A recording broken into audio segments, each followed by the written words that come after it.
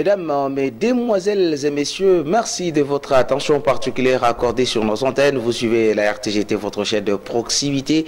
Bienvenue à cette grande édition du journal à la une de l'actualité. Le président de l'association de personnes vivant avec handicap s'indigne de l'indifférence qu'affiche la CENI vis-à-vis de personnes vulnérables durant les préparatifs de ces échéances électorales, surtout le jour de vote prévu pour ce 20 décembre. À cet effet, Fosta Banana Kiloloa a formulé quelques recommandations pour leur faciliter l'accès au bureau de vote. Il est ici au micro de Jimmy Le Ciel Kitenge.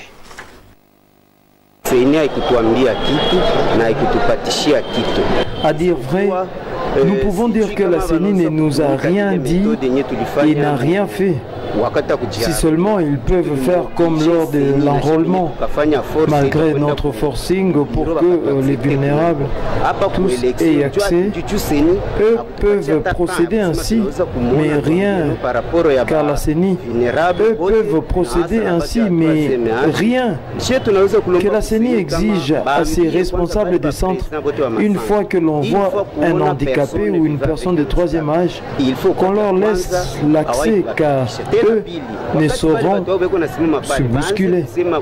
Car eux ne sauront se bousculer.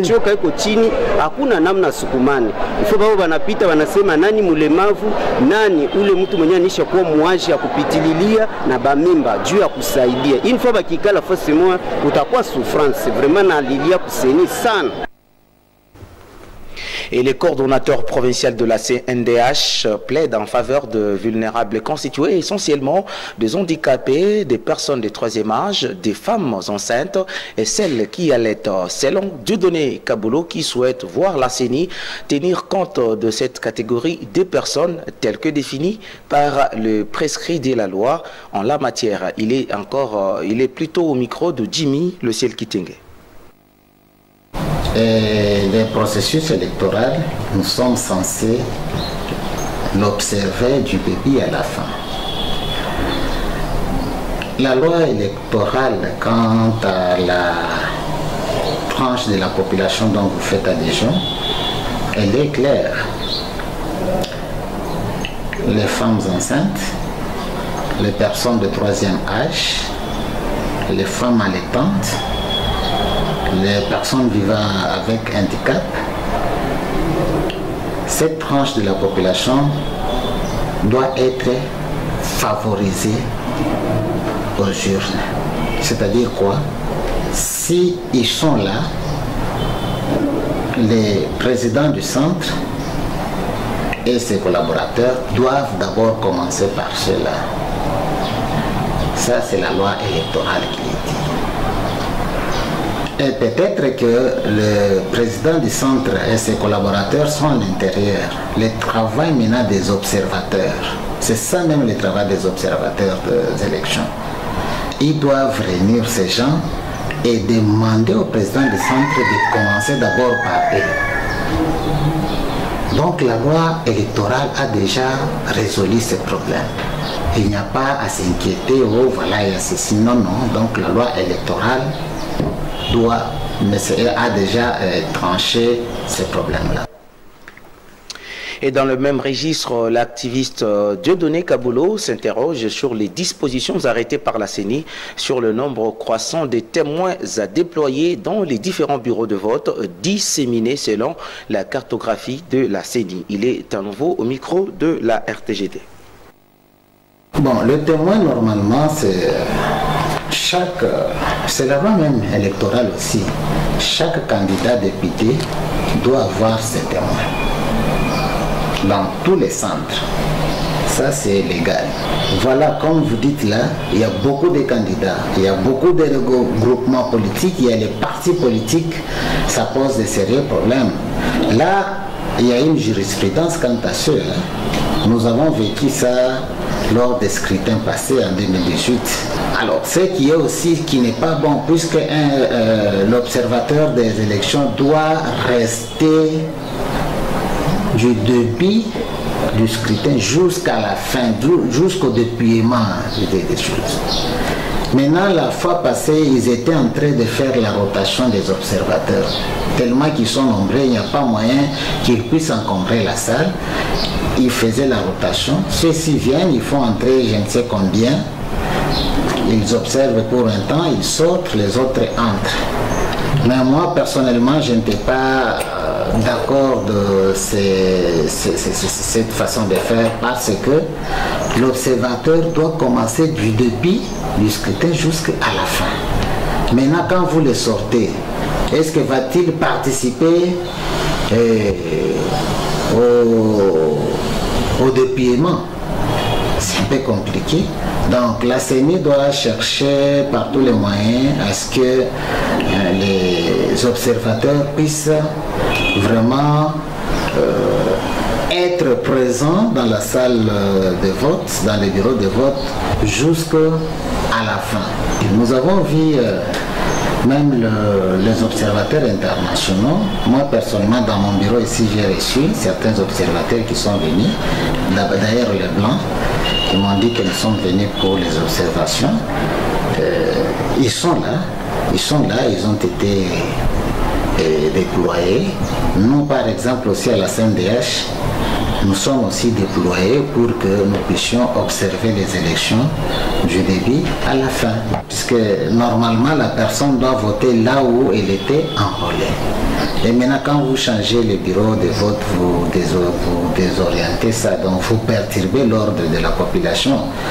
Là je demanderai à la CENI de fournir un effort pour respecter la connotation du bureau tel que ça a été tracé pendant l'enrôlement des électeurs.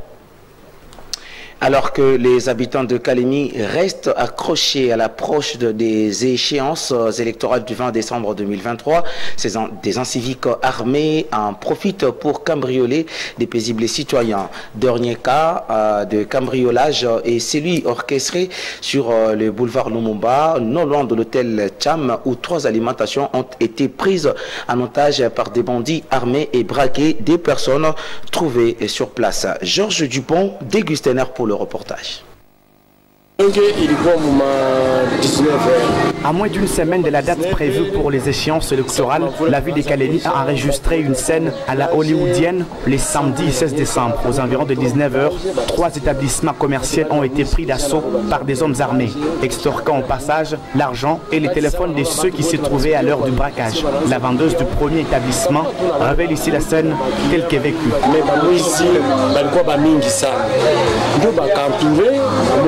Kala kwa hii barabara ngambo ya Rukoro wanapiga masasi, wengine na hii ngambo ya Kilalo wanapiga masasi, na wengine humu nani mwingine tulisika mumiti bako napiga masasi, wengine bakatuatake bakaingia ndani. Des crépitements suivis des menaces de mort ont causé une panique générale, comme l'avoue cet autre commerçant. Mais si la précision na monta makuta balikuwa tuzamini. Ale venye banaiba, mon frère sita kudanganya.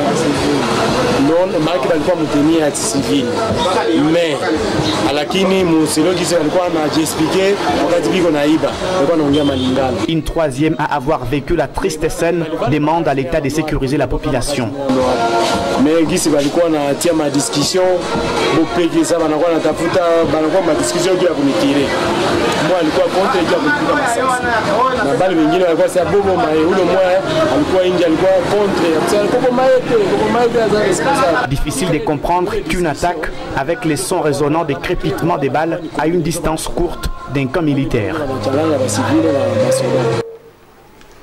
Et à quelques heures du début de vote, des voix commencent à s'élever pour décrier des tentatives de fraude, des accusations à charge de la CENI, malgré ces dénonciations de l'auteur politique Bernard Ngoy, cadre du parti politique de l'opposition Ensemble pour la République.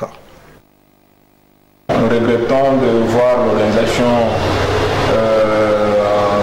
avec cette élection qui va se passer demain à la CENI. Nous sommes dans l'organisation pendant que je vous parle, nous n'avons pas de macarons, donc il n'y a pas des accréditations jusque-là des témoins. Vous avez aussi les cas de centre de vote de Katibili déplacés à Moussipi, alors que c'est à Katibili où il y a les enrôlés, c'est à Katibili où on avait enrôlé les gens, mais À une grande surprise, à notre grande surprise, le centre de Katibil vient d'être déplacé à peine cinquantaine de kilomètres, alors que dans ces milieux-là, il n'y a pas de gens, alors que dans ces milieux-là, il y a de l'insécurité. Ça, c'est un problème. Le deuxième problème, c'est aussi les bureaux fictifs. Les bureaux fictifs qu'on a détectés dans la circonscription de Kalemi-Ville et Kalemi-Territoire. C'est notamment les centres ou les sites de vote colonne de fait. Au niveau des centres de santé colonne de fait, vous allez remarquer qu'il y a par exemple colonne de fait, c'est au niveau des Oxetra Béton. Dans le fichier électoral, c'est mentionné 7 bureaux de vote, alors que quand vous analysez à l'intérieur, il y a plus ou moins 14 bureaux de vote. Vous avez d'autres centres où il fallait nécessairement accréditer 20 témoins, alors qu'on vous dit non, sur place, il n'y aura que 19 bureaux de vote opérationnels. Donc nous sommes en face d'MSK Dima et de la CENI qui force à organiser les élections alors qu'ils ne sont pas prêts, qui force à organiser les élections alors qu'il y a des sérieux problèmes, sur notamment aussi les centres de santé qui tournent. Dans les fichiers, avec le travail que nous venons de faire avec les spécialistes en la matière, vous allez retrouver que sur les fichiers, on écrit 7, mais quand vous entrez à l'intérieur du fichier, vous trouvez 14 bureaux de vote. La géolocalisation est différente, alors que demain nous sommes appelés à aller voter, demain nous sommes appelés à nous présenter devant des bureaux de vote, alors que même les centres de bureaux de vote, il y a toujours un problème d'organisation. Donc nous sommes en face d'une situation tellement grave, nous sommes en face des élections que la CENI veut plonger notre pays dans une situation très difficile, alors que ce n'est pas l'intention de nous, opérateurs politiques, que nous souhaitons voir après les élections du 20 décembre 2023. L'analyste politique Maître Kali Kitambala reste dubitatif sur la crédibilité des épreuves électorales ainsi que l'issue de ces votes qui, selon lui, plusieurs zones d'ombre couvrent ces processus et en appelle à tous de voter utile et rester positif. La lecture que l'on doit faire de ces élections, faudrait-il d'abord que l'on se mette d'accord que nous sommes l'un des rares pays au monde à organiser les élections pendant que nous sommes en guerre. Aujourd'hui, nul Congolais de bonne foi ne peut nous contredire lorsque nous disons que nous sommes en guerre et nous faisons quand même le devoir d'organiser les élections, c'est-à-dire le devoir d'exprimer notre volonté. Les droits de vote, c'est en même temps un devoir, c'est en même temps un droit. C'est-à-dire c'est une obligation pour un peuple, c'est aussi son droit. Aujourd'hui, nous voulons aller aux élections, c'est-à-dire à quelques heures, nous irons aux élections pour voter le président de la République, les députés nationaux, provinciaux et même les conseillers municipaux. Il y a certains bureaux aujourd'hui qui n'ont pas jusque-là le bulletin de vote. C'est-à-dire nous sentons de l'impréparation dans le chef de la CENI. La CENI n'a pas été très bien préparée et nous craignons qu'il n'y ait pas un non-dep électoral au moment de la proclamation. Nous craignons qu'il n'y ait pas de soulèvement parce qu'il nous avait dit qu'on va afficher, les listes des électeurs dont chacun connaîtra son bureau. Aujourd'hui, il y a des électeurs qui vont aller voter demain, ne sachant pas où est-ce qu'ils vont aller voter. Et aussi, nous accusons la délocalisation des bureaux de vote. Nous allons aller voter. Vous imaginez quelqu'un qui s'est enrôlé à Katibili et le bureau de Katibili a été délocalisé à environ 100 km. Figurez-vous, avec le tas de routes, quel est ce Congolais qui va se déplacer aujourd'hui, à 100 jours, aujourd'hui, à quelques heures des élections, pour aller se retrouver à une centaine de kilomètres dans l'ultime but de voter. Il y a aussi beaucoup de candidats décrits les accréditations qui ont été faites de manière tardive. C'est les accréditations des témoins. On risque en tout cas de se retrouver dans une hypothèse où un électeur se retrouve dans un bureau de vote sans observateur, sans témoin. Et c'est là, c'est au préjudice des candidats. En tout cas, nous nous demandons à qui est-ce que cela sera bénéfique. Je n'ose pas croire que si ça sera bénéfique et aux Congolais qui veulent que la CENI proclame réellement leur expression électorale. Ça aussi, c'est une hypothèse que nous n'excluons pas. Mais quand on nous a appelés à voter, et que le fait de voter, c'est un devoir, en même temps un droit, nous en tout cas, nous irons en tout cas voter. Et je profite peut-être pour appeler mes concitoyens à aller voter. En tout cas, que nous allions voter. Chacun vote le dirigeant de son choix, puisque souvent les mauvais gouvernants sont généralement choisis par des bons citoyens qui ne votent pas. Alors, allons voter.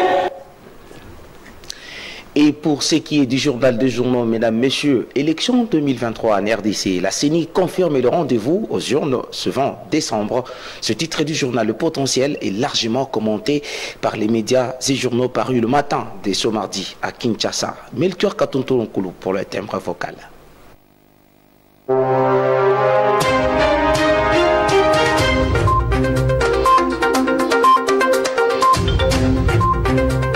Le processus électoral en cours domine l'actualité rapportée par les journaux parus ce mardi 19 décembre dans la ville capitale Kinshasa. Mesdames et messieurs, bienvenue à l'écoute de la revue de presse. Plus aucun mystère n'entoure la tenue des élections en République démocratique du Congo, affirme Le Potentiel. Les scrutins combinés se tiendront bel et bien ce mercredi 20 décembre 2023, aussi bien au pays que dans les 5 pays pilotes dont les électeurs congolais de la diaspora se sont fait enrôler, soutient ce journal. En confirmant l'organisation des élections à la date préalablement retenue, Madame le rapporteur de la Commission électorale nationale indépendante, Patricia Nseyamoulela, invite tous les électeurs à se rendre dans leur bureau de vote respectifs afin d'y opérer leur choix sur ceux et celles qui vont présider aux destinées du pays, tant au niveau national, provincial que municipal, rapportait le tabloïd. À la même occasion, elle a donné les dernières directives. À la même occasion, elle a donné les dernières directives y afférentes en rapport notamment avec l'état des lieux du déploiement du matériel, la fin de la campagne électorale, le silence électoral, le déploiement et la publication des résultats provisoires par la CENI. Se montrant rassurante, Madame les rapporteurs de la centrale électorale appelle les Congolais à se rendre aux urnes ce mercredi 20 décembre 2023 dans la paix, la sérénité et la tranquillité, conclut Le Potentiel. Au sujet du déploiement du matériel avec l'appui du gouvernement et des partenaires extérieurs, elle a précisé pour rassurer, la CENI a pu acheminer tout le matériel vers les sites de vote avant leur arrivée dans les bureaux de vote 24 heures avant le scrutin, comme l'exigent les procédures de la CENI, relaye pour sa part la tempête des tropiques. Pour ce qui est de la publication des résultats provisoires au-delà de ceux qui seront affichés bureau de vote par bureau de vote, ce journal fait savoir que Patrice Nseya a rappelé les dispositions légales de la loi électorale en ses articles 45, 71 et 72, stipulant que les missions d'observation doivent effectuer leur observation dans le respect des lois de la République et ne doivent en aucun cas perturber ou s'immiscer dans le déroulement des opérations électorales, soulignant que seule la CENI détient le monopole de la publication des résultats provisoires et aux juridictions compétentes revient la tâche de celle des résultats définitifs. La référence plus, de son côté, fait savoir que le président de la CENI, Denis Kadima, rassure l'inclusivité du processus électoral et le déploiement du matériel lourd et sensible. Denis Kadima a donné cette assurance à une délégation du Centre Carter, investie d'une mission internationale d'observation électorale que dirige conjointement Catherine Samba Panza, ancien chef de l'État de la transition de la République centrafricaine, avec qui il a conféré lundi 18 décembre au siège de la CENI. Abordant dans le même angle, l'agence congolaise de presse ACP annonce un soutien indéfectible du Royaume-Uni au processus électoral du 20 décembre 2023. Ce soutien a été exprimé lundi par son ambassadrice en République démocratique du Congo, a appris l'ACP dans un entretien. Mesdames et messieurs, c'est tout pour la revue de presse.